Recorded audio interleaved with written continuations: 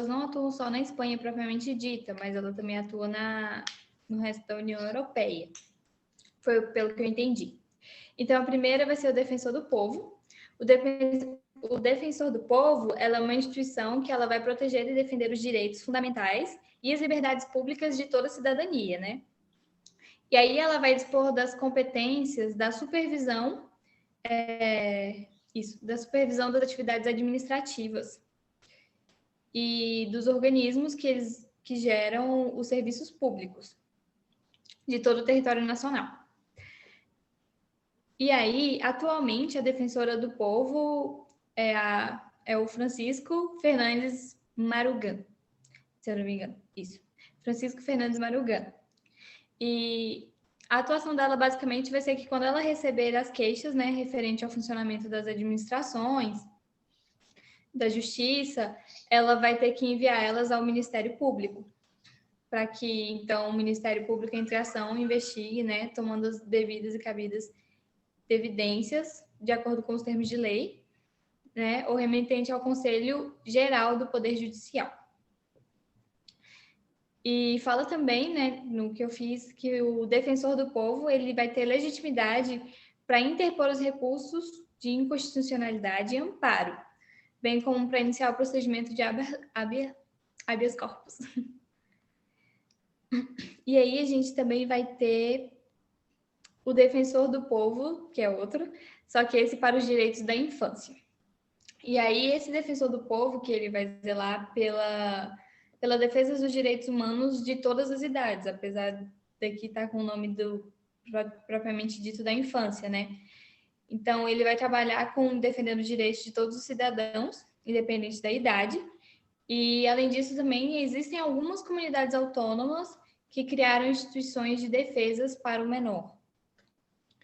E a lei espanhola, ela reconhece aos menores o direito de prestarem queixa ao defensor do povo, caso eles precisem, né? Ou então instituições que são homologadas e autônomas.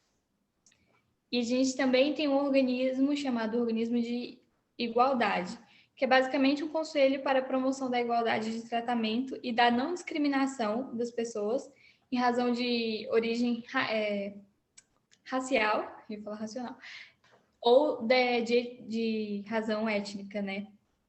Então, esse conselho ele vai ser constituído por diferentes serviços públicos, sendo eles centrais, autônomos e locais, e são basicamente organizações empresariais e sindicais representativas, né? Ela tem são conhecidas como organizações sem fins lucrativos e tem como objetivo promover mesmo o princípio da igualdade de tratamento e a não discriminação das pessoas em razão da origem racial ou étnica. E aí ela vai atuar em domínios como educação, como saúde, como o acesso de prestação aos serviços sociais, a habilitação do emprego, a formação. Ele é uma instituição que tem um órgão bem amplo, assim, abrange muita coisa. E tem 4 funções principais para esse efeito, que são prestar assistência às vítimas de discriminação de forma independente durante a tramitação de suas reclamações, publicar estudos, investigações e relatórios com autonomia e independência, promover medidas que contribuem para a igualdade de tratamento, né, e a eliminação da discriminação, formulando as recomendações e propostas necessárias, e, por último, que é elaborar e aprovar o relatório anual de atividades do Conselho e apresentá-lo ao titular do Ministério da Igualdade. Esses são os órgãos e organismos que constituem, assim, que são mais voltados para a defesa dos direitos humanos. E agora seria o exemplo, né, do caso.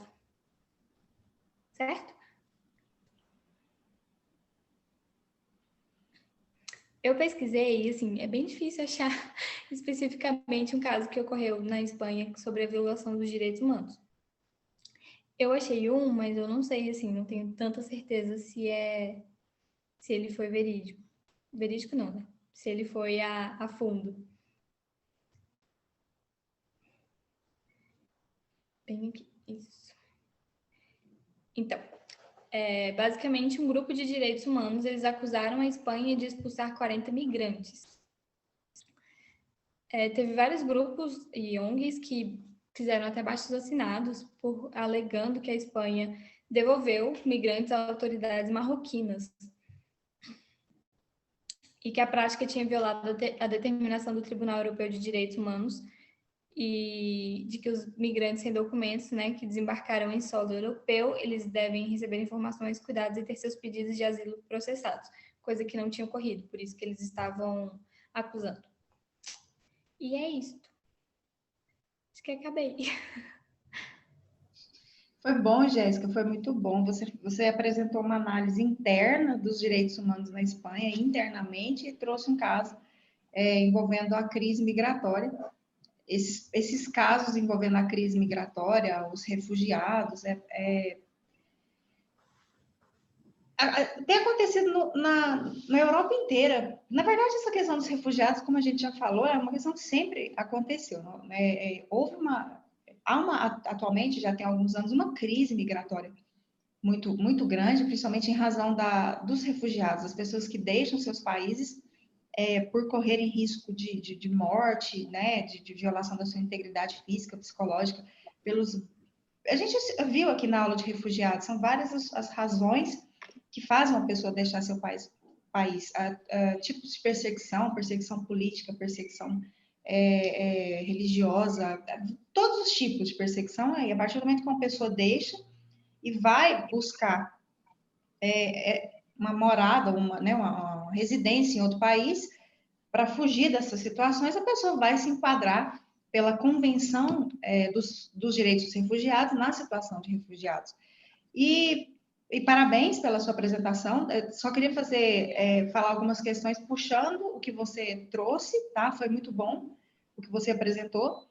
Para destacar esses dois pontos, que é a questão da crise migratória, provavelmente vocês que estão com alguns países do bloco europeu vão encontrar casos envolvendo a crise migratória, ainda mais atualmente. Mas só para mencionar que houve uma mudança de comportamento, tem acontecido algumas mudanças de comportamento da Corte Europeia de Direitos Humanos, como você mencionou, o Tribunal Europeu de Direitos Humanos.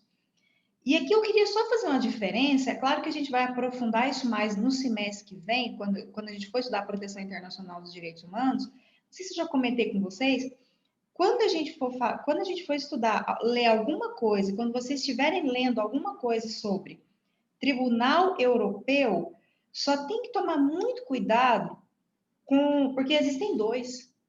Na verdade, cada país tem o seu, eu digo em termos de bloco, em termos de direitos humanos. Existe o Tribunal Europeu de Direitos Humanos, que é a mesma coisa que Corte Europeia de Direitos Humanos, que tem sede em Estrasburgo. E existe o Tribunal de Justiça da União Europeia, que algumas pessoas também chamam de Tribunal Europeu. Então, às vezes a gente lê assim, o Tribunal Europeu decidiu o quê? Às vezes a gente tem que parar, olhar e verificar que tribunal que é esse, porque lá no bloco europeu, os nomes são muito parecidos. Existe a Comissão Europeia, o Comitê Europeu de alguma coisa, o Tribunal Europeu de Direitos Humanos, que é específico de direitos humanos, que é um tribunal internacional. Existe o Tribunal de Justiça da União Europeia, que não é um tribunal internacional, é um tribunal que julga problemas só do bloco da União Europeia, que não são de direitos humanos, mas algumas pessoas chamam de Tribunal Europeu. Esse caso que você mencionou é o Tribunal Europeu de Direitos Humanos, lá com sede em Estrasburgo, especificamente de direitos humanos. E a Corte Europeia de Direitos Humanos, o Tribunal Europeu de Direitos Humanos, ele tem mudado um pouco os comportamentos Quando eu falo mudar comportamento, é no sentido de, num determinado período, eles têm decidido casos de um jeito e houve uma mudança de comportamento nas decisões, decidindo casos muito semelhantes aos anteriores, mas de uma forma diferente. Eu não sei se alguém já tinha falado da Itália aqui. Alguém apresentou a Itália? Foi aqui aqui a gente chegou a comentar aquele caso Irsi Jamar versus Itália, aquelas pessoas que saíram da Eritreia e da Somália, estavam se dirigindo à ilha de Lampedusa e a Itália barrou no Mediterrâneo mesmo, e encaminhou para outro local, eram refugiados. E isso foi na década de 90, e eles tentaram, de todas as formas, conseguir a sua regularização como refugiados na Itália e não conseguiram. E aí eles processaram a Itália no Tribunal Europeu de Direitos Humanos, na Corte Europeia, e a Corte Europeia concedeu, porque entenderam que a Itália havia violado o princípio da não devolução, porque existe esse princípio universal em termos de refugiados. País não devolva essas pessoas para os seus países de origem se lá eles estão correndo risco de morte ou algum problema com a sua integridade física ou psicológica também. E a Itália foi condenada.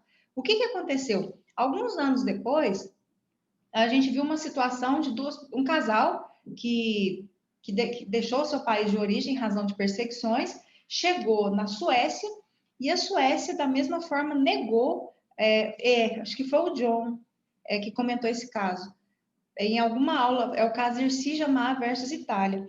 E aí, o que aconteceu? A Suécia teve o mesmo comportamento, ela falou que não ia conceder o direito de refugiado, de refúgio, a regularização da pessoa no país como refugiado, em razão da crise migratória, é um país muito pequeno, não comporta esse tanto de gente, enfim, ela negou. E o que aconteceu? Esse casal tentou internamente, processou, tentou, a gente chama de esgotamento das vias internas, tentou internamente, não conseguiu, e aí, com os requisitos necessários, eles recorreram, não é recorreram a palavra correta, eles entraram com um pedido, uma petição no Tribunal Europeu de Direitos Humanos, que é a Corte Europeia, e a Corte Europeia, ao contrário do que aconteceu em relação à Itália, falou que a Suécia estava certa.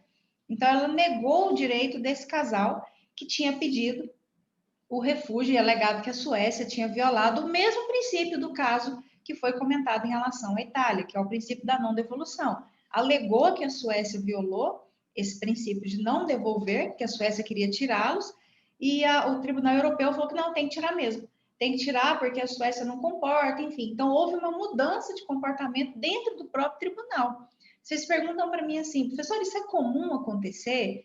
Muita gente me pergunta isso. Mari, é normal, por exemplo, até dentro do Supremo Tribunal Federal, ele decide de um jeito, depois de algum ano ele decide, um ano depois ele decide um caso parecido de outro jeito.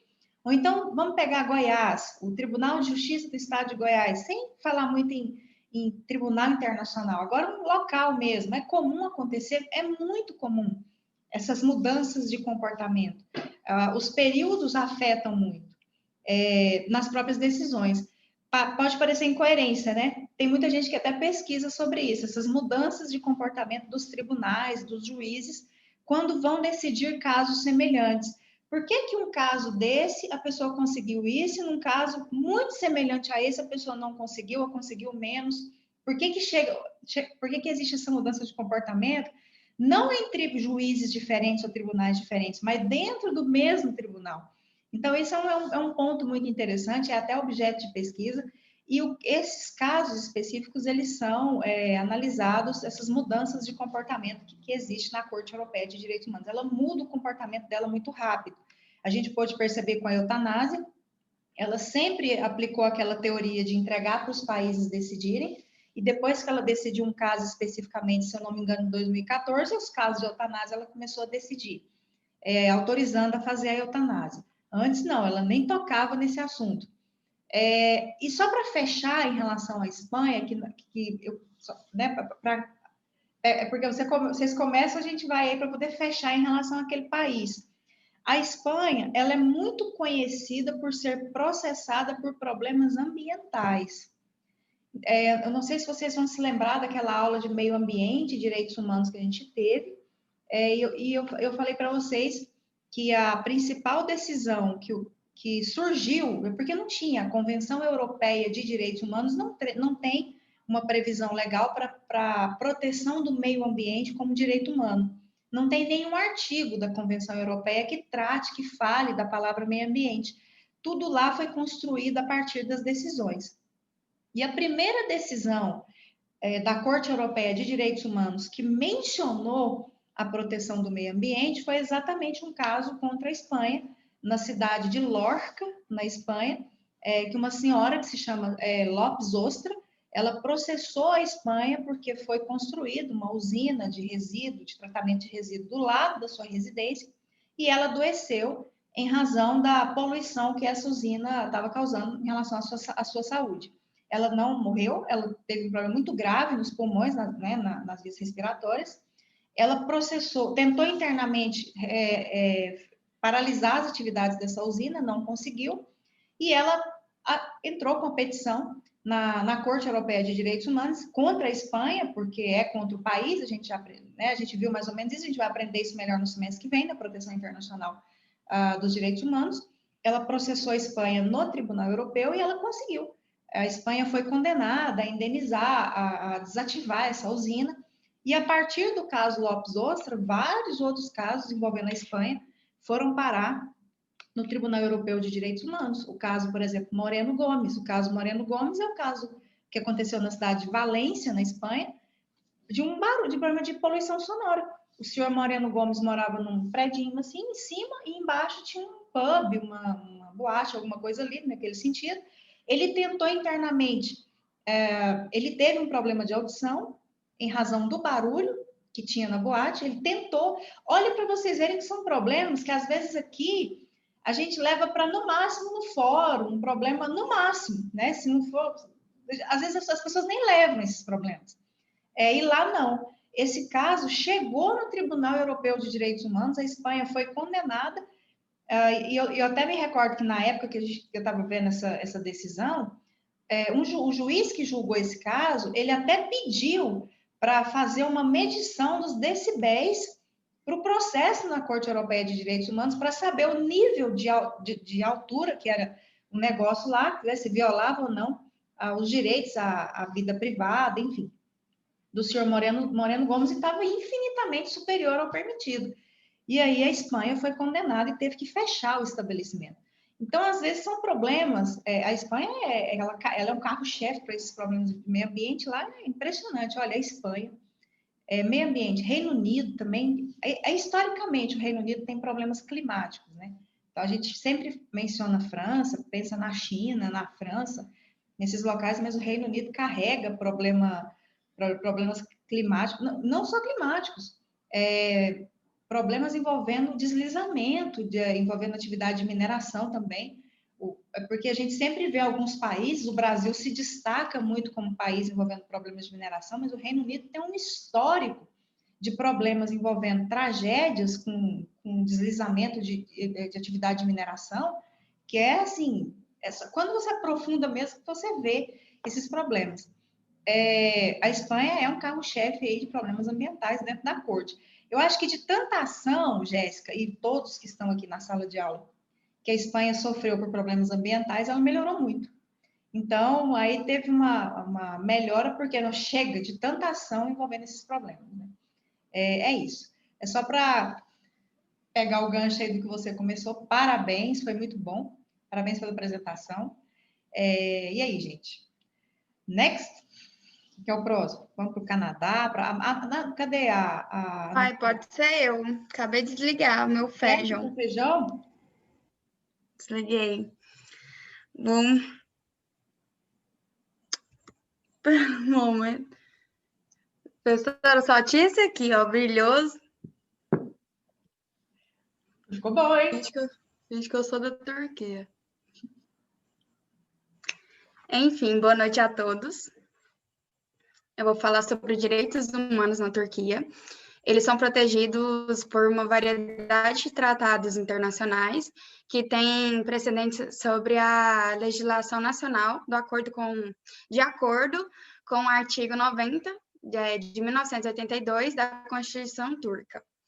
A Declaração Universal dos Direitos Humanos ela foi assinada pela Turquia em 1949. E a Convenção Europeia de Direitos Humanos, em 1954, ela coloca a Turquia sob a jurisdição do Tribunal Europeu dos Direitos Humanos. E só em 1990 que a Turquia ela reconheceu essa jurisdição obrigatória.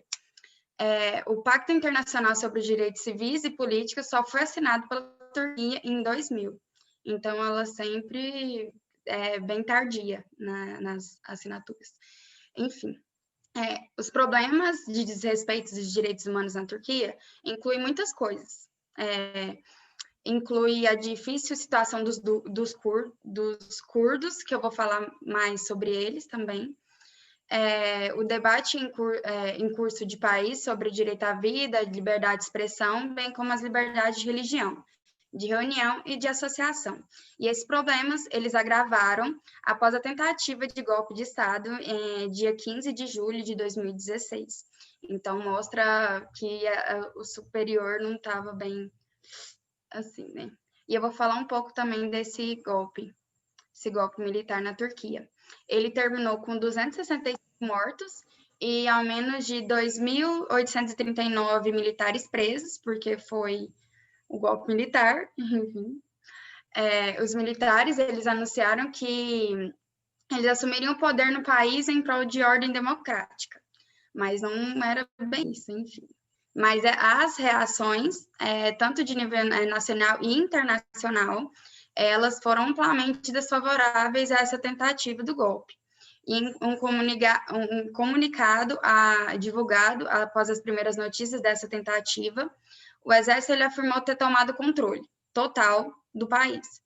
Só que o presidente, que é o Erdogan, entretanto, ele negou essa notícia e disse que aqueles que tentaram o golpe de Estado pagarão um preço alto. E foi dito e feito, né, praticamente. Essas denúncias de terroristas, elas continuaram sendo amplamente mal utilizadas no terceiro ano, após essa tentativa do golpe.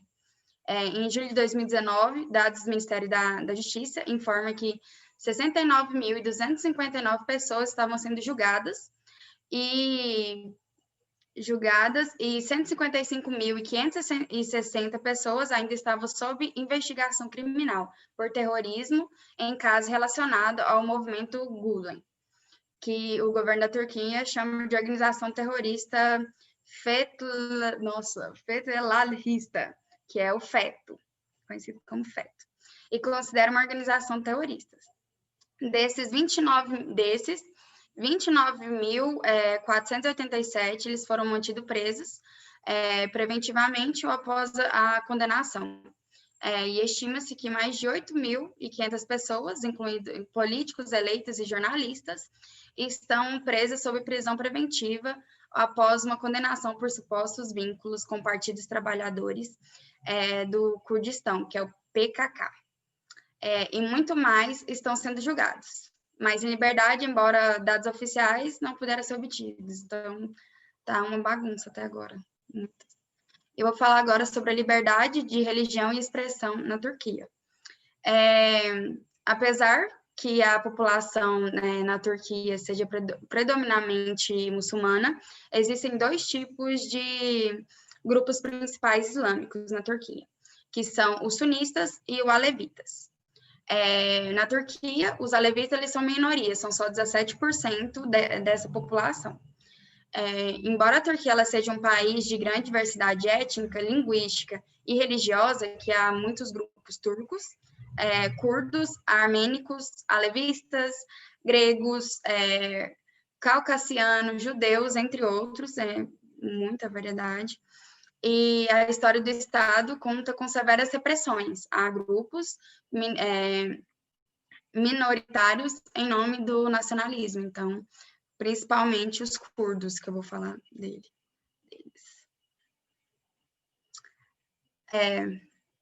Os artigos 27 e 28 da Constituição, eles garantem a liberdade de expressão e a liberdade de divulgação do pensamento. Porém, o artigo 27 afirma que o direito de divulgar não será exercido se tiver o propósito de alterar as disposições do artigo 1º, 2º e 3º da Constituição, que refere à natureza unitária, laica, democrática e republicana do Estado turco. Agora eu vou aos casos de violações dos direitos humanos. A ONU, principalmente, ela faz relatórios mensais sobre... Enfim, estava ali. Relatórios mensais, e eles relatam muitas coisas alarmantes. Eles denunciam muitas coisas na Turquia. que é por razão, né? Tendo razão. Uma das conclusões mais alarmantes é a maneira como as autoridades turcas teriam detido mais de 100 mulheres grávidas que teriam acabado de dar à luz, pela principal acusação de estarem associadas a seus maridos suspeitos de ligação com organizações terroristas. Algumas dessas mulheres foram detidas com seus filhos e outras foram separadas violentamente deles. O informante, ele denuncia ainda a detenção de cerca de 300 jornalistas, assim como o fechamento de mais de 100 mil páginas de internet no ano passado. Então, né, direito de expressão aqui não existe. Enfim.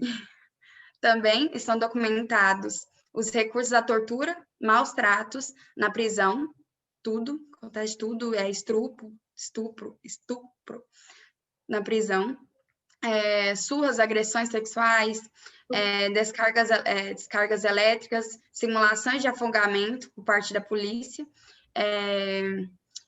militar e de mais forças de segurança. Então, todos, né, praticamente. Além disso, a ONU, ela inclui relatos de contínuas violações dos direitos humanos no sudeste da Turquia, que a maioria é curda, que são os curdos. Vou falar sobre eles agora. Em março de 2017, as Nações Unidas eles acusam o governo turco de destruição massiva, assassínios e outras numerosas séries de violações de direitos humanos contra a minoria étnica curda. Os curdos. Quem são os curdos? Eles são um grupo étnico do Médio Oriente, em cerca de 30 milhões de indivíduos no mundo. Vivem no leste da Turquia, e os curdos são culturalmente e linguisticamente relacionados aos povos iranianos. Devido à grande população dos curdos, os sucessivos governos têm visto a expressão de uma entidade curda como uma ameaça em potencial à unidade na Turquia. Por isso, várias violações. Uma das maiores acusações de assimilação cultural foi feita pelo Estado turco, tem como base o histórico de supressão da língua curda, como os diversos casos em que jornais curdos foram fechados, sob vários pretextos legais, então tudo legal. Após o golpe militar de 1980, o idioma curdo foi oficialmente proibido dentro das instituições governamentais e o alfabeto curdo não é reconhecido pela Turquia.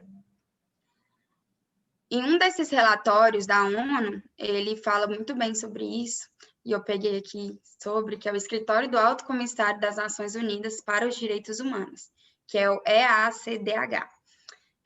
Ele detalha abuso de direitos humanos em larga escala, em várias áreas sobre o controle militar turco, especialmente na província Afrin da Síria, que foi arrancada da milícia curda Unidade de Proteção Popular pelos militares turcos em massa. Então, os civis que, só por falar que eles têm simpatia ou afiliações curdas, eles eram expulsos de casa, eles não tinham direito de voltar para suas casas, e essas pessoas que comandam isso, eles pegavam totalmente a vida deles, porque pegavam os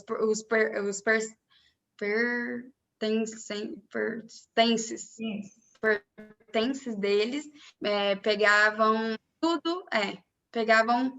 tudo que eles achavam que tinham direito. E os civis, eles informam que vários membros de grupos armados de oposição que estão operando na área são antigos criminosos, contrabandistas e traficantes que eram bem conhecidos, são bem conhecidos. E acredita-se que saques em larga escala de automóveis, de equipamento agrícola, casa, tudo quanto é tipo de coisa, só por ter menos... como que é? Que eu tinha falado agora? Por ter simpatia e afiliações a forças curdas. Então, eles não são bem-vindos lá.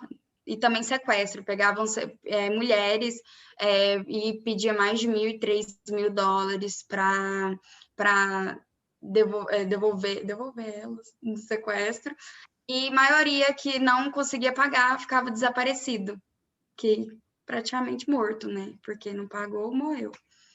E é basicamente isso, professor, eu acho. Não é isso, ficou muito bom mesmo. A Turquia tem uma série de problemas, né? Muita gente, quando eu falo alguns casos envolvendo a Turquia, a primeira pergunta que me faz é: mas a Turquia faz parte? A Turquia faz parte de um sistema interno de direitos humanos, alguma coisa de direitos humanos? Demorou demais. Nós estamos falando de um sistema que foi criado na década de 50. A Turquia, a partir da década de 90, foi mais de 40 anos para a Turquia começar por muita pressão mesmo, ser inserida. Ela faz parte, a Turquia faz parte. Teve um caso que a Turquia foi julgada lá na Corte Europeia, especificamente de direitos humanos, até pegando os casos aqui que eu vou me recordando aqui, que são mais ligados a essas tragédias. Vocês já viram aqueles... A gente chama de aterro, mas não é aterro, é lixão mesmo, lixão a céu aberto. Eu não sei se vocês... Eu nem sei como está Anápolis, como é que está o daqui de Anápolis, eu não me recordo bem. Quando eu estava na procuradoria aqui, ainda era lixão, mas estava em fase de fazer o aterro, porque é diferente. Quando é um aterro controlado, um aterro sanitário, quando é lixão a céu aberto. Na Turquia tinha uma cidade que tinha um lixão a céu aberto, e a gente pensa assim, o problema do lixo é um dos maiores problemas do mundo, né, que a gente vê. A gente acha que não, mas o lixo, aquela região ali, ele produz um gás que ele pode ser fatal. E não foi diferente. Lá na Turquia, uma cidade, num lixão a céu aberto, eles chamam de aterro, mas não era aterro. Você pega uma área e vai despejando o lixo da cidade ali naquela área sem nenhum controle. E isso produz um gás chamado gás metano. Teve uma explosão nesse lixão a céu aberto em uma cidade na Turquia, que matou quase 40, acho que não me engano, 39 ou 40 pessoas nessa explosão. E ninguém foi responsabilizado. Ninguém dentro da Turquia foi responsabilizado por essas quase 40 mortes. E o que aconteceu? Aconteceu que a Turquia já fazia parte do sistema europeu, como você mencionou, porque esse caso, se eu não me engano, aconteceu em 2002. Né? Foi na década de 90 que a Turquia entrou para essa questão da proteção dos direitos humanos, de um tribunal, de um sistema de proteção dos direitos humanos. E aí a Turquia já foi processada já nesse caso, foi condenada, teve que indenizar as famílias das vítimas, organizar esse local de disposição lá do lixo, mas foi horrível, foi um negócio assim do nada, as pessoas estavam ali, né, porque existem os catadores de lixo, não só no Brasil, mas também em tudo quanto é lugar, e pessoas com problema problema social muito grande, e aí eles morreram, o negócio explodiu de uma vez, e matou essas 39 pessoas, tinha criança no meio, foi horrível mesmo. E a Turquia foi condenada. Toda vez que a gente menciona caso envolvendo a Turquia, até quando você vai falar da Turquia, você já falou e comentou, realmente, até de mencionar um caso, mas a Turquia fazer parte do sistema, a Turquia faz parte. E você bem colocou, Ana Clara, tardiamente, mas antes tarde que nunca. Então, se acontecer uma violação, ela pode ser levada para um tribunal específico de direitos humanos, e você trouxe informações muito boas aí em relação à Turquia. Aliás, você sabe o nome desse véu que você está usando? Abre o microfone. Não sei. Alguém sabe o nome desse véu que ela está usando? Hijab ou burka? Hijab. O hijab. Quem falou? Quem falou? Eu. Tiago e a Melisa. A Melisa falou hijab. Eu falei hijab ou burka, que depende. Eu também achava, viu, Melisa, que era até eu ser detida lá no aeroporto. Você estava na aula da minha detenção? Não. Não, eu achava que era o hijab também. Sempre achei que isso aí fosse o hijab, né? Não, descobri da pior forma possível. Quem falou? Que o Thiago também falou? O que o Thiago falou? O Tiago falou. Hijab também? Eu falei nos comentários. Pois é, eu também sempre achei que era. Sempre achei, eu sempre, porque a burca ela cobre o corpo inteiro, né? E fica uma tela aqui. Nem os olhos direitos você consegue ver da mulher. Então você vê só, esse aí já é o niqab, esse que você fez, mais ou menos o niqab. Eu sempre achei que era, na verdade eu sempre achei que tinha só três, que era a burca. Gente, vou aproveitar porque a gente tem que falar de algumas coisas aqui, né, que acontece na aula. Eu também achava que era. Eu pensava que tinha a burca, porque por que a burca a gente sabe lá? A burca, ela por lei, muitas leis de muitos países, ela é proibida em espaços públicos, porque a burca ela cobre absolutamente o corpo da mulher, inclusive os olhos. Então, como que ela enxerga? Existe uma telinha, existe uma tela mesmo. Porque eu um dia eu vi, até cheguei pertinho para ver, porque eu não conhecia mesmo como que era, e cheguei um dia perto para ver como que elas estavam enxergando. É uma tela que tem, então você não consegue ver os olhos das mulheres. O niqab, ele não é o corpo todo, ele é daqui também para cima, só que ele tampa o cabelo, tampa aqui, tampa o rosto, mas fica um quadradinho aqui, o que a mulher enxerga, é sem a tela. E tem o hijab, que eu sempre achei que fosse o hijab isso aí. Tanto que quando eu tive aquele probleminha lá que eu contei para vocês, que eu estava com os livros e eu estava me sentindo muito mal, gripada, com muito frio, não estava bem. Eu peguei o meu lenço da bolsa, eu tirei, e a gente tem o hábito de, às vezes, colocar assim, e nós fazemos isso, a gente passa para cá e cai um pedaço do lado de cá.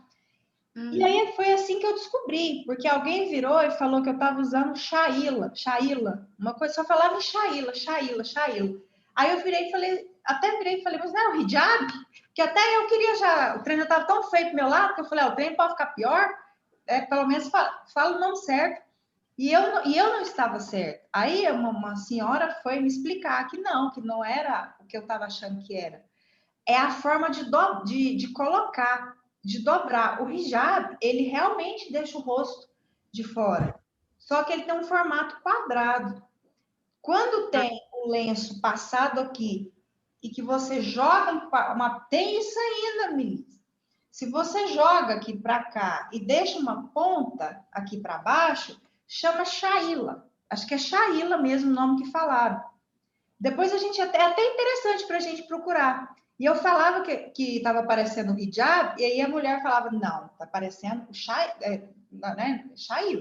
Porque aí Nós na a mulher já Guiné, foi... Oi? nós na Guiné dizemos Shaila. Shaila. Ela falava, mas é no francês, você já viu, né? Tudo vai para o fim. Tudo vai para o fim. Eles não puxam nada para o começo. É tudo oxítona, né? Tudo Shaila. Tudo vai para o É final. tudo no final. E ela falava Shaila, e eu falava Shaila, ninguém puxava o Shaila, não. Eu sei que até nisso eu falei, até na minha detenção eu estou aprendendo agora do véu. Porque para mim era o hijab mesmo. Até quando eu fiz a pergunta, vocês falaram, mas ele é todo colocado aqui. Se você tivesse colocado ele todo assim e deixado o rosto, ele fica num formato mais quadrado. Quando você pega o lenço e o rosto fica exposto e você passa para um lado e fica colocado aqui, eles dão outro nome.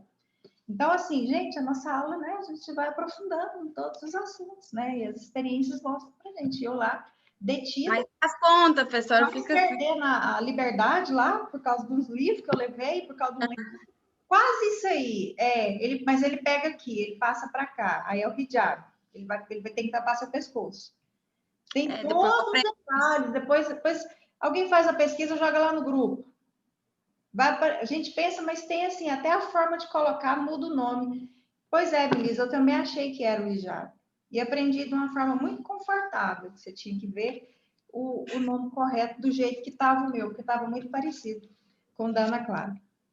Você não participou da aula, uma hora eu te conto a história, que alguém te conta a história do que aconteceu, tá? Aí, a Marina mandou lá no grupo, depois a gente dá uma olhada. O seu está mais para o Shaila, no dia que eu fui detida. Shaila, eu descobri mulher. e Shaila. Depende do lugar que a Melissa nos ensinou aqui. Mas eu aprendi da pior forma possível, assim, só ter certeza. Nunca mais usei um lenço. Eu adorava lenço. Até hoje eu não consigo colocar um na cabeça da cara de tanto trauma que eu fiquei. Mas vamos lá. Parabéns, foi ótimo. Agora, quem? Canadá? Canadá. Canadá? Isso. Vamos para o Canadá? Nossa, da Turquia para o Canadá. Isso. Vai eu e a Giovana que vamos falar sobre o Canadá. Boa noite. Nada, nos dê a graça e a honra de ver.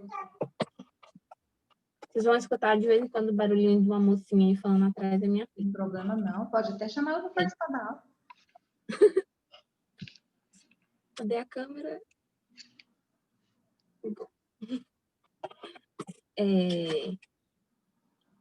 Para eu poder falar sobre os direitos humanos do Canadá, eu tenho que entrar um pouquinho na Constituição do Canadá, porque dentro da Constituição que a gente vai falar um pouco sobre a Carta do Direito da Liberdade de cada cidadão lá. Para poder falar sobre a Constituição do Canadá, a gente não fala só apenas de um documento, mas sim de vários documentos diferentes, que coletivamente constituem um nível elevado de lei.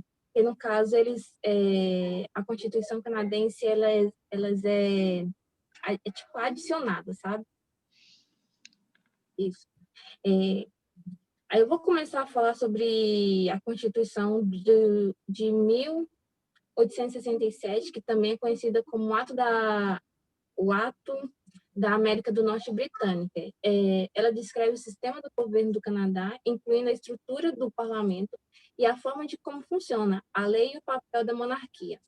E os poderes, ramos executivos e dividido dos poderes entre o governo federal e a província. Relação como é dividido em província. A segunda peça fundamental da Constituição, que é o ato da Constituição de 1982, que é o domínio por uma longa sessão que quando teve a Constituição não tinha os direitos humanos ou então o direito da Carta da Liberdade, que foi adicionada essa sessão, que é a chamada Carta do Direito, a Carta Canadense do Direito da Liberdade, que descreve o direito civil de cada cidadão canadense. A lei de 1982 também descreve o processo de alteração de emendas e de lei da Constituição. Depois as outras peças menos conhecidas da legislação do regulamento contêm coisas consideradas questões, constituições, isso é uma lei que afeta a instituição fundamental do governo canadense, como a lei que regula o governo geral e a Suprema Corte do Canadá, e o Parlamento da província, o tratado como o povo aborigene, uma coisa assim que fala, do Canadá, e também tem forças de lei constitucionais. Vi um comentário que a Constituição do Canadá não é fácil de entender, muito complicado, e também por Pierre, acho que é Pierre, que adicionou o direito da Carta da Liberdade, e a Giovana vai explicar um pouquinho sobre ela.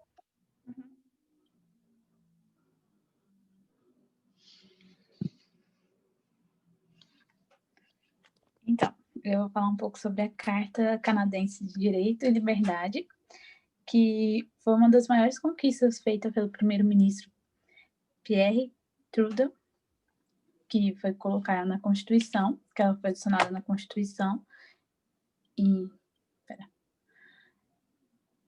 ela foi adicionada à Constituição e foi na primeira parte da Constituição, em 1982. Ela descreve o direito humano e da liberdade, e ela é dividida em 34 seções. As 5 seções, as 5 liberdades da Carta Pera. São 5 liberdades da Carta, que é na segunda seção da Carta. A primeira é a liberdade de consciência e de religião. Logo depois ele fala sobre a liberdade de pensamento, crença, opinião e expressão, a liberdade de imprensa e outros meios de comunicação, a liberdade de reunião pacífica e a liberdade de associação. E tem mais outros 6, que é das seções 3 a 23, que são os 6 principais direitos da Carta, que é o direito democrático, o direito de mobilidade, os direitos legais, o direito de igualdade e os direitos de língua oficial e direitos de ensino de línguas. A Carta funciona da seguinte forma. São leis aprovadas pelo governo não podem violar a Carta, de forma alguma. Se qualquer lei que for passar pelo tribunal e ela violar de alguma forma qualquer um desses direitos ou liberdades, ela pode ser anulada pelo tribunal. São 24, na seção 24 da Carta, o Tribunal do Canadá, para anular, eles têm autoridade legal para anular. Todas as leis limitam os direitos e liberdade, mas na seção 1 afirma que esses limites devem ser comprovados e justificados em uma sociedade livre e democrática. Nas últimas décadas, os tribunais canadenses declararam todos os tipos de leis inconstitucionais.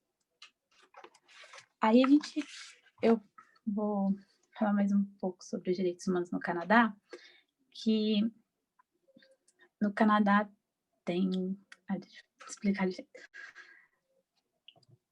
O governo do Canadá, ele tem dividido como províncias e territórios, eles vão fortalecer as proteções dos direitos humanos. Então, eles criaram algumas comissões de direitos humanos, como a agência de Arm's Length, para forçar a legislação de direitos humanos. Essas comissões, elas precisam de certa independência do governo para assegurar que possam tomar medidas contra o governo, se necessário. Como uma alternativa, alguns governos criaram tribunais de direitos humanos para acesso dos direitos, no que diz respeito a algumas decisões sobre reclamações individuais e discriminação. As leis de direitos humanos oferecem diversas estratégias de comissões dos direitos para prevenir a discriminação e promover a igualdade. Nelas inclui alguns tópicos que eu vou falar, que é a educação pública, a comunicação e o desenvolvimento da polícia, a ampliação de programas parceiros ativos, os processos para direcionar incidentes de discriminação, que é uma responsabilidade direcionada e compartilhada pelo Tribunal de Direitos Humanos em algumas partes do país, além do poder para conduzir e investigar dentro da discriminação sistêmica e para intervir em situações de conflito e tensão. Aí agora a Adriana vai comentar sobre o nível internacional das Organizações Unidas que entra nesse meio.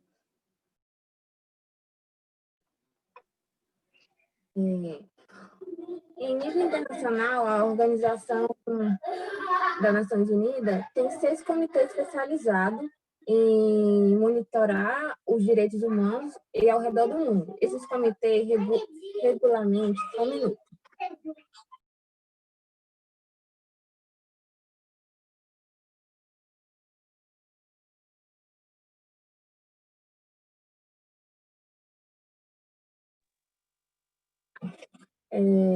Esses comitês, eles regulamentam a solicita o Estado-membro para os relatos sobre como o seu próprio país está aplicado e implementando a Declaração Universal da Convenção relacionada à declaração. Através das Assembleias Gerais da ONU, das Nações Unidas, esses comitês são o Comitê dos Direitos Humanos, o Comitê sobre os Direitos Econômicos, Social e Cultural, o Comitê sobre o Direito da Criança, o Comitê sobre a Eliminação da Discriminação Racial, o Comitê sobre Eliminação e Discriminação da Mulher e o Comitê contra a Tortura.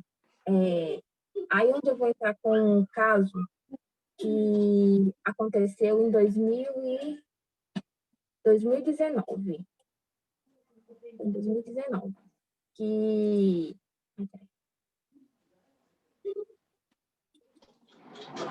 ele relata sobre a tortura. E até ele fala assim, existe um relato frequente no Canadá para que esses comitês de comissões de direitos humanos possam entrar do Canadá, com relato ao comitê especializado da ONU. Esse caso foi o seguinte, uma empresa canadense contratou um funcionário, só que eles não eram do Canadá. Só que a empresa, ela não atuava no Canadá, mas sim numa mina chamada Bias, uma coisa assim, no Oriente da África. Os 3 funcionários da empresa, eles entraram com pedido de ação, que eles falaram que é... Só pegar aqui o comentário deles.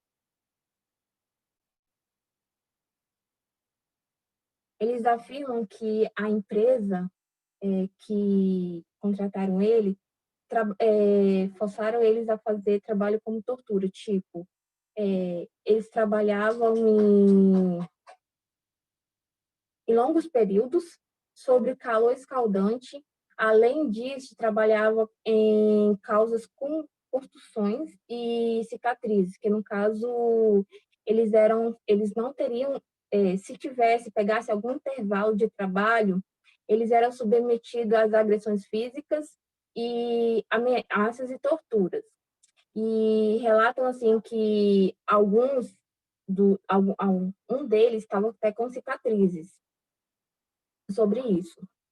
E os juízes canadenses não estão dispostos a considerar tais casos sujeitos à jurisdição, onde suposta ocorrência da violação dos direitos internacionais.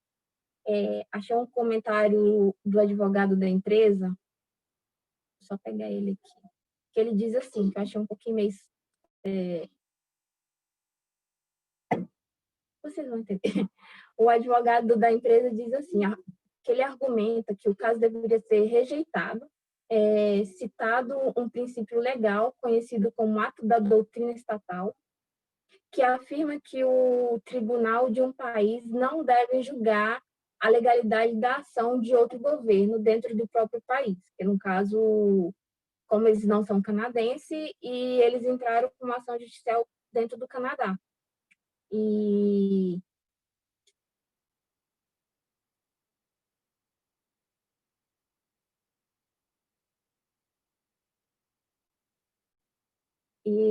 está sendo julgado ainda sobre esse caso. Até entanto, não achei mais amplas como foi que finalizou, se ainda está, porque eu vi assim que o estado do Canadá, como a maioria das empresas de lá são mineração também, que até entanto eu vi uma reportagem falando também que muitas empresas canadenses estão aqui no Brasil.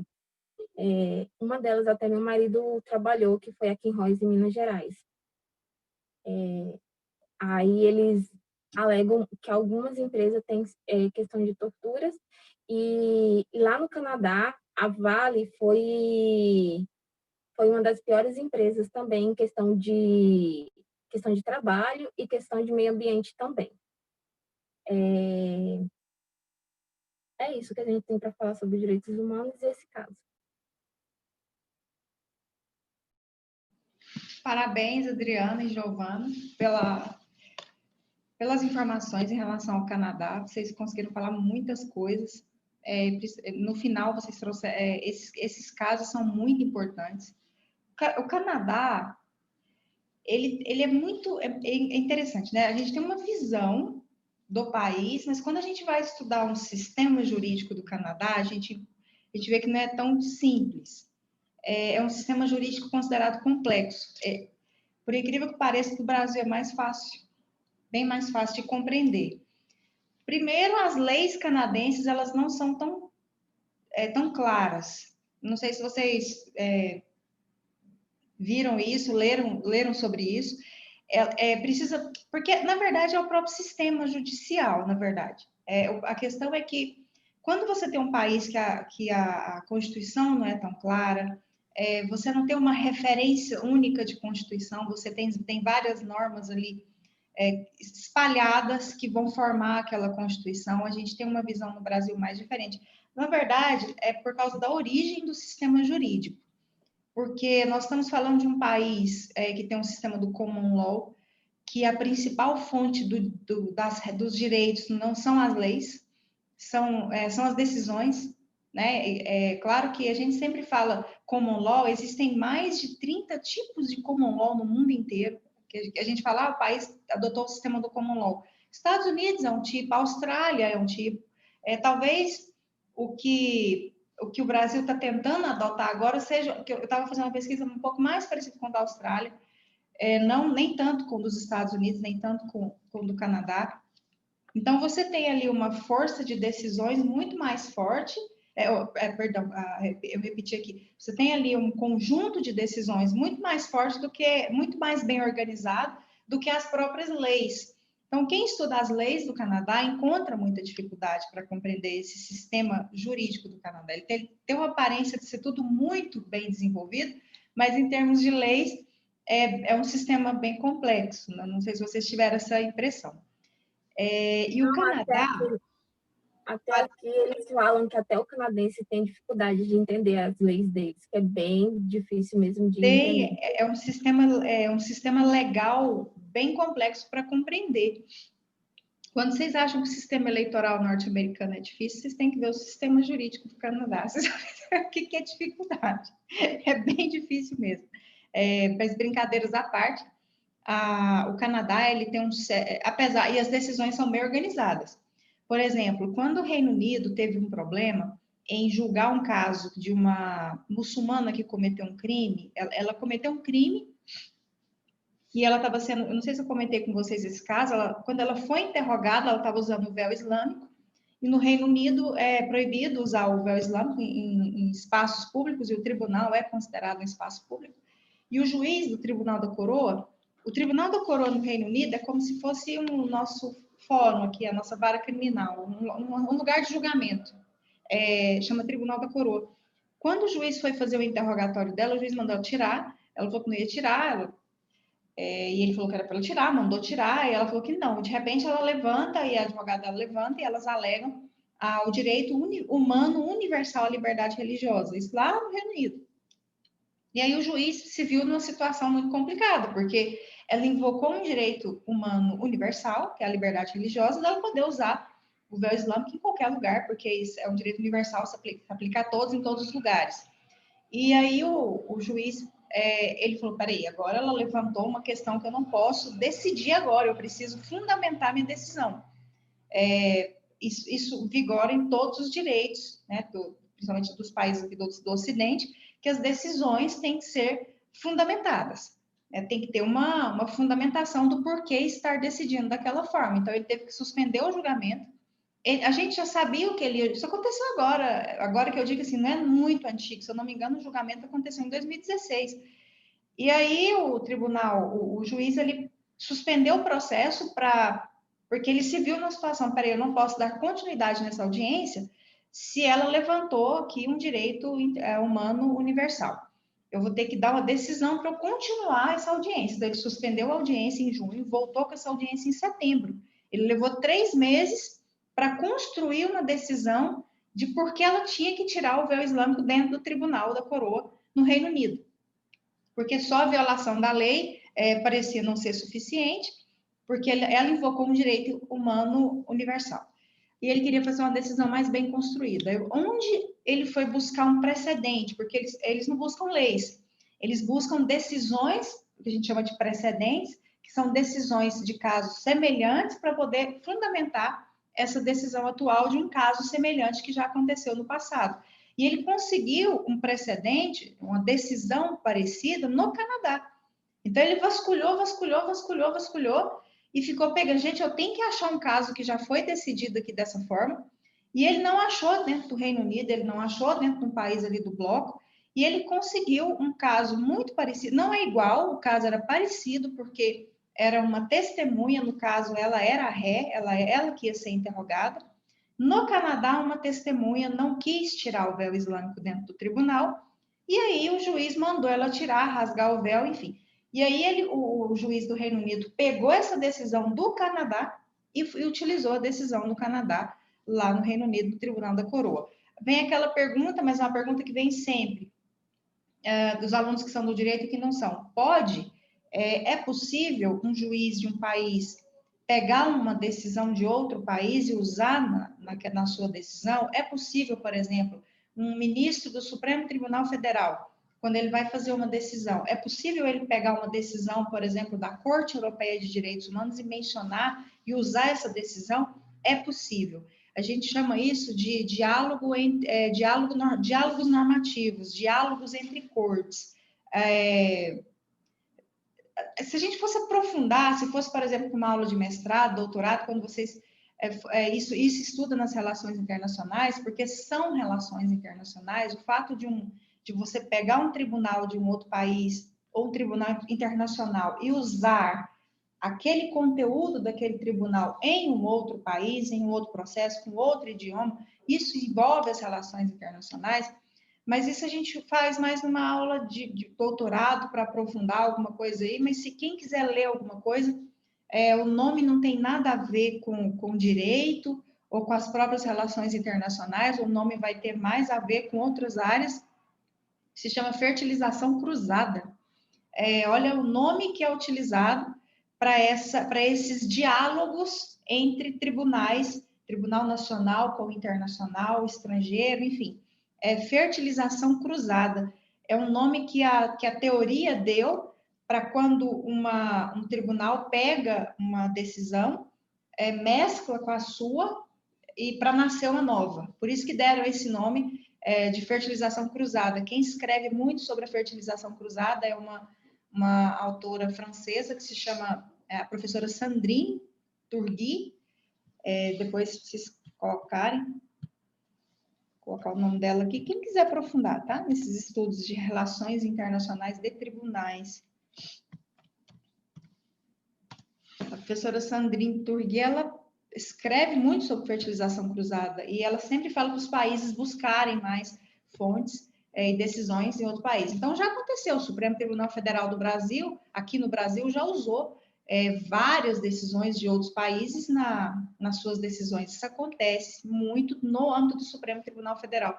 A intenção é que os outros tribunais também busquem essas decisões fora para contribuir para as decisões e qualquer... Mas, professora, precisa só o Supremo? Não, um juiz de primeiro grau da nossa cidade aqui, ele pode pegar uma decisão estrangeira, uma decisão internacional e utilizar perfeitamente na construção da sua decisão. Claro que vai ter que ter uma tradução juramentada para ser usada no processo, possivelmente um apostilamento vai ser necessário, que é o selo do CNJ testando esse documento de outro país para ele ter validade no nosso país, mas é perfeitamente possível essa utilização, tá?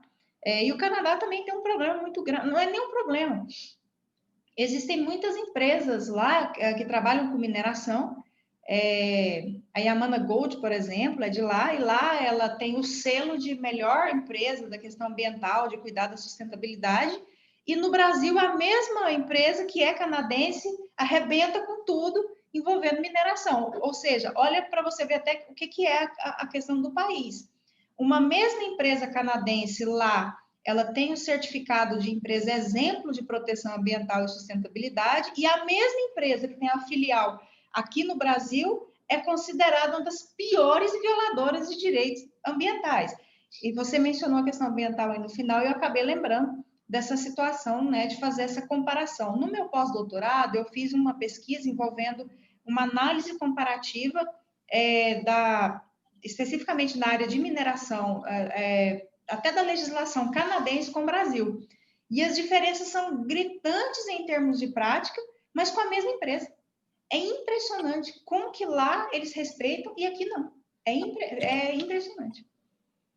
Até, no entanto, esse caso, no tribunal, quando foi julgado lá, eles rejeitaram, no caso, eles perderam lá justamente por conta da questão econômica da mineração lá do Canadá.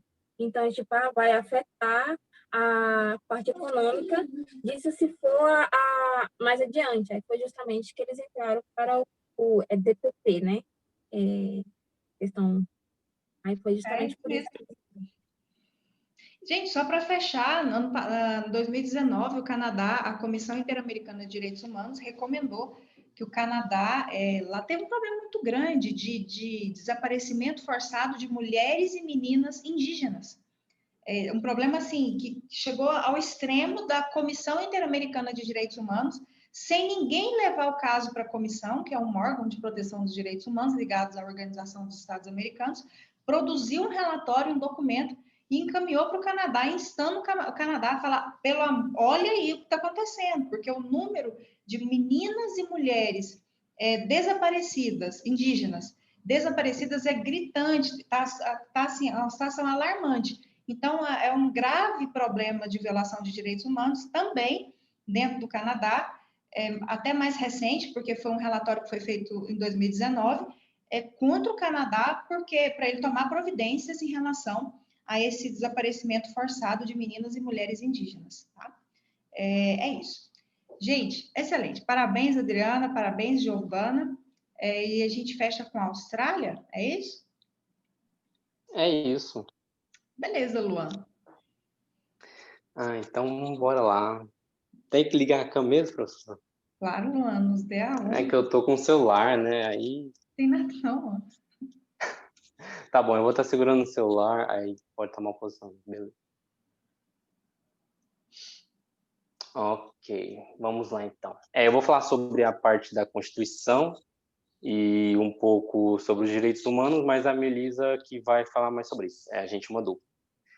Bem, no caso, a Constituição da Austrália, ela estabelece uma composição do parlamento australiano e descreve como o parlamento funciona e quais os poderes que ele possui.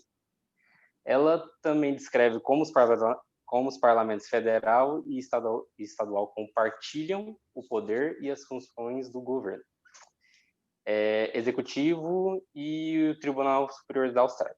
Bem, a Constituição ela entrou em vigor em 1º de janeiro de 1901 e, além da Constituição Nacional, cada estado australiano tem sua própria Constituição. O projeto final da Constituição foi aprovado pelo voto do povo em referendos realizados em cada colônia entre junho de 1899 e julho de 1900. A Constituição teve que ser aprovada pelo Parlamento Britânico e antes que as colônias pudessem se unir como nação, uma delegação australiana teve que ir lá em Londres e teve que negociar algumas mudanças com o Parlamento Britânico e acabou sendo aprovado o projeto da lei da Constituição da Comunidade da Austrália em julho de 1900.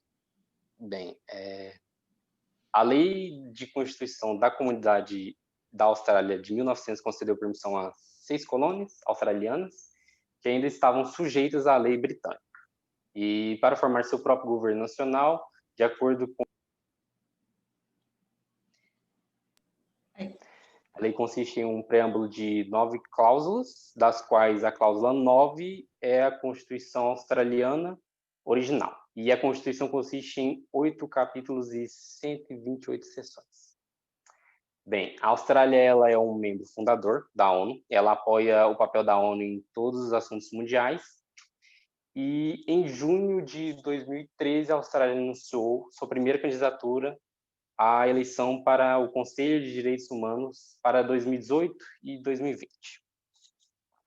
E eu queria falar sobre as principais áreas de interesse para a Austrália inclui. Ela fala sobre a igualdade de gênero, um pré-requisito para o desenvolvimento, uma boa governança, essencial na promoção de um ambiente positivo de direitos humanos, liberdade de expressão e associação, um ingrediente fundamental para a democracia, o desenvolvimento de uma sociedade orientada para os direitos humanos e o método de trabalho transparente para o Conselho de Direitos Humanos. Só que, assim, como a Melisa vai falar, ela fala tudo muito bonitinho na teoria, mas na prática ela peca um pouco no quesito de direitos humanos e a ONU acaba cobrando bastante ela nesse quesito. Mas isso a Melisa vai falar agora.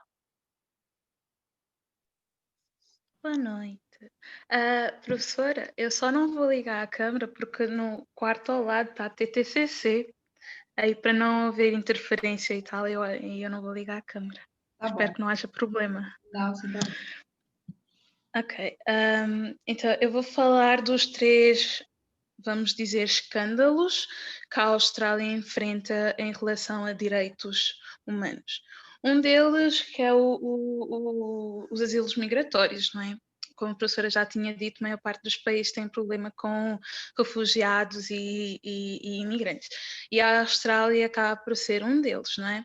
Como ela não aderiu ao o Pacto Global da ONU para a Migração, então ela acaba por ter muito aprisionamentos de imigrantes em ilhas desertas, em centros de detenção e a militarização de fronteiras, que eles, neste caso, eles utilizam a marinha, que é para interceptar os barcos que vêm dos países, dos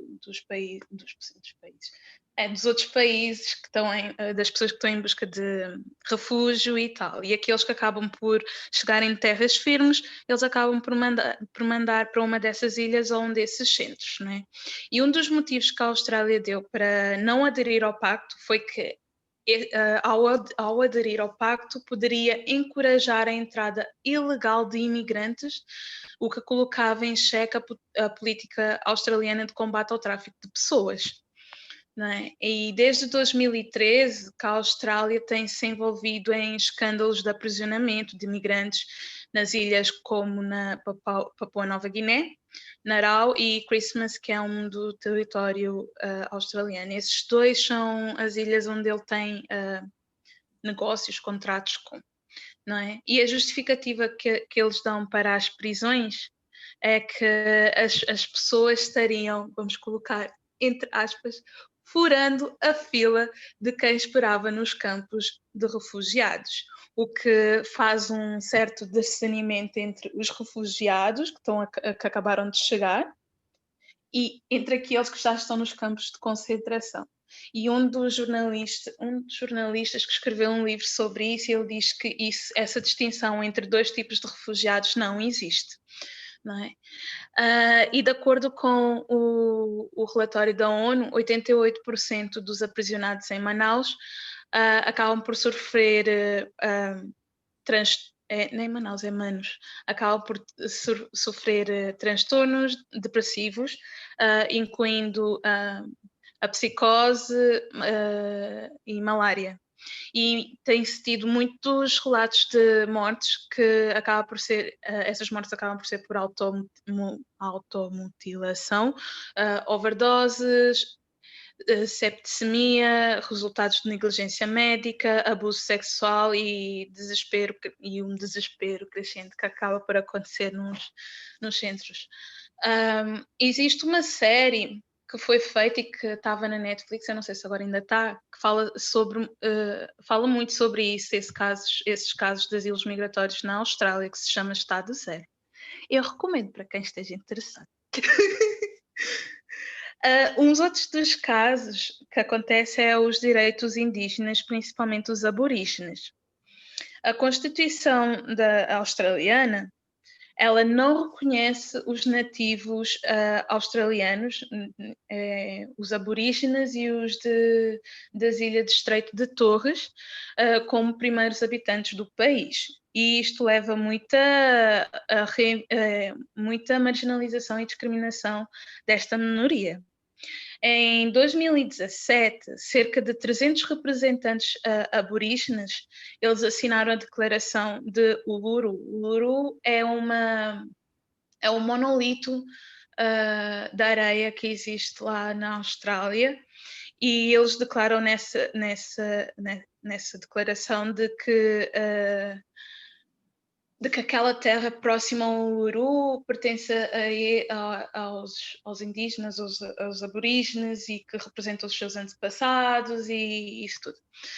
E eles exigiam, através dessa declaração, a criação de um órgão próprio de representação política, não é? E os australianos aborígenes, eles têm sido vítimas de constantes abusos, desde a colonização, desde proibirem falar a língua deles, proibirem de expressar a sua cultura livremente. Se fossem apanhados, eles eram levados à prisão e coisas do tipo. Milhares de crianças aborígenes, eles foram roubadas, como eles disseram, que eles dizem que é a geração roubada, que eles pegavam nessas crianças aborígenes e davam para outras famílias, que era para ganhar uma cultura ocidental e uma educação ocidental, que é para perder esse laço, de tanto que eles encorajavam união entre as duas raças, vamos dizer assim, e isso era um ato muito forçoso, que era para acabar com os nativos, não é? Aí os australianos indígenas, eles são representados, eles são representados em excesso na justiça criminal, no sistema de justiça criminal. E muitas vezes são por delitos menores, como multas não pagas e coisas assim. No total, eles representam cerca de 2% ou 3% da população na Austrália, né? Só que 28% da população carcerária adulta são os indígenas que são carcerados. E das mulheres, eles representam 34% da população feminina da Austrália. E crianças aborígenes são 50% da população carcerária jovem. E em março, a Comissão de Reforma da Legislação Australiana, ele recomendou que o governo desenvolvesse metas nacionais de justiça criminal, que era para reduzir a taxa de encarceramento de indígenas e abolir as leis discriminatórias, como sentenças obrigatórias, e acabar com prática de prisão por multas não pagas, o que isso afetava muitas mulheres indígenas. Tem um caso que é chama-se Mabou Case, Mabou vs Queensland.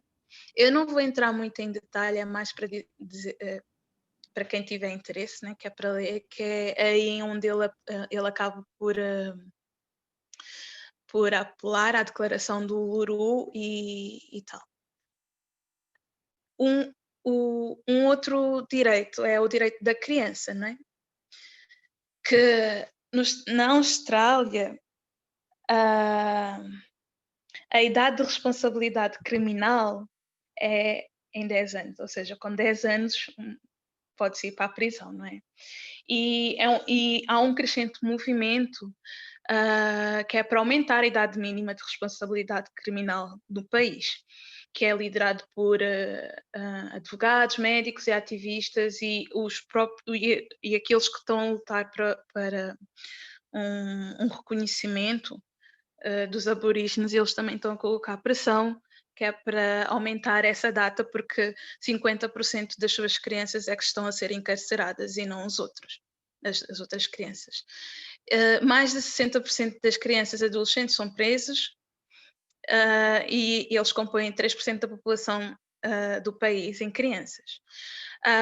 Em julho de 2019, se eu não me engano, uma revisão do sistema de justiça juvenil de Queensland também recomendou aumentar a idade para 12 anos, no mínimo. Eles estão a tentar lutar que é para aumentar para 14, para ser o mínimo da idade, só que as autoridades de justiça, eles adiaram a tomada da decisão para 2021, porque eles dizem que é preciso mais tempo para explorar as alternativas ao encarceramento. E isto tudo só nos mostra a dificuldade que a Austrália tem em como é que eu posso dizer? Digamos que ela fala muito bonito em relação aos direitos humanos, mas quando o assunto é muito sério, ela tenta desviar-se dela. E é isso que eu tenho para dizer. Foi muito bom a apresentação de vocês, todas estão sendo, de vocês também, muito boa, e vocês pegaram um país, é igual quem pegou o Canadá. Porque são países que dá uma aparência de referência. O Canadá tem uma aparência de referência. A Austrália, então, a gente pode ver, muita gente quer morar na Austrália, sempre tem um sonho, eu quero ir para a Austrália, apaixona na Austrália, coisa toda. Mas a Austrália também tem passa essa aparência de ser, assim, referência, porque teve uma vez que a Suprema Corte da Austrália foi considerada uma das Suprema Corte mais, assim, destacada no sentido de ser efetiva do mundo.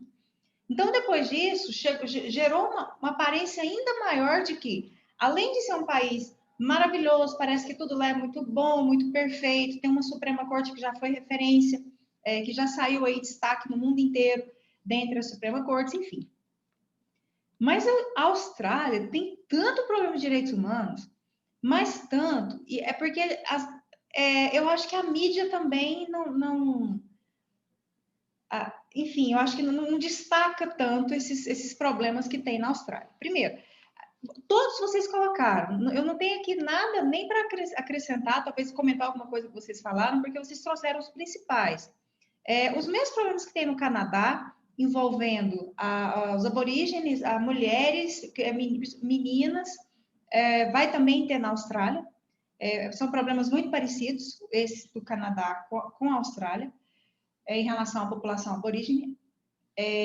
Outra questão, gente, se eu não me engano, foi em 2016, mas desde 2012 para cá, 2016, a ONU, ela já foi assim, com tudo, falando que a Austrália ia arrebentar com a política migratória que a própria Organização das Nações Unidas construiu. A ONU chegou a afirmar que a Austrália estava causando uma erosão, usou a palavra buraco, erosão, alguma coisa nesse sentido, eu nem sei se vocês chegaram a ver isso, mas que a Austrália estava causando uma erosão na política migratória criada no cenário internacional.